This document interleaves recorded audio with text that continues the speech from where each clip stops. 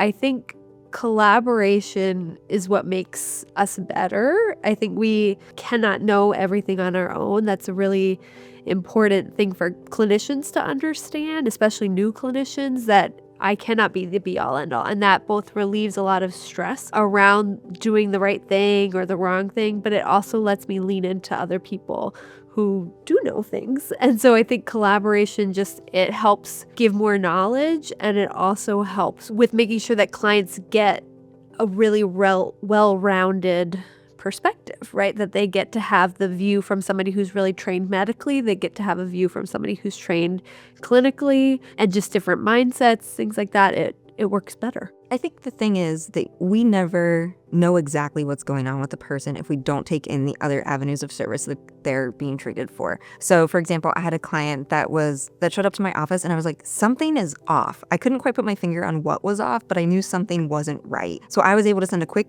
Teams message over to their provider and be like, hey, I see that you see this person next week. Can you keep an eye out for XYZ? It didn't seem like typical presentation to me, and I'd love to know what's going on, and I'd love to know your opinion.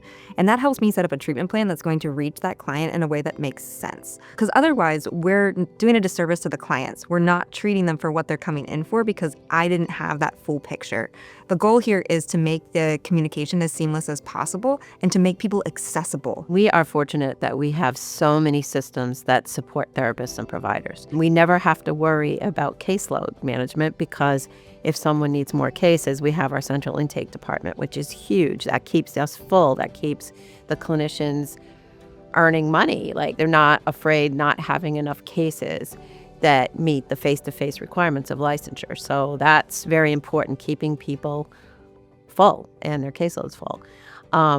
Providers, we are fortunate enough to provide them prescriber supports who are there every single day, making sure their schedules are full, making sure that their prescription refills come in accurately. They're not alone. We have a whole support system around prescribers. The clinic directors, the front desk, prescriber supports are there to help them deliver their service to clients so they don't have to worry about answering the phone or returning phone calls. We have a client who she was really struggling with talk therapy.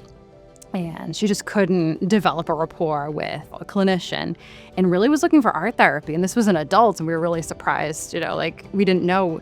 We had a clinician who is an art therapist, and this patient has just been thriving and doing so well, after having multiple medical issues and really hadn't been able to develop that rapport with anyone. So it's so great that, we're able to see the client thriving. We know that many of our patients need medication management to reduce their symptoms. So having providers that prescribe medication that treat our patients in the clinics also gives a chance for the clinicians to interact with that provider and share case discussions about that client.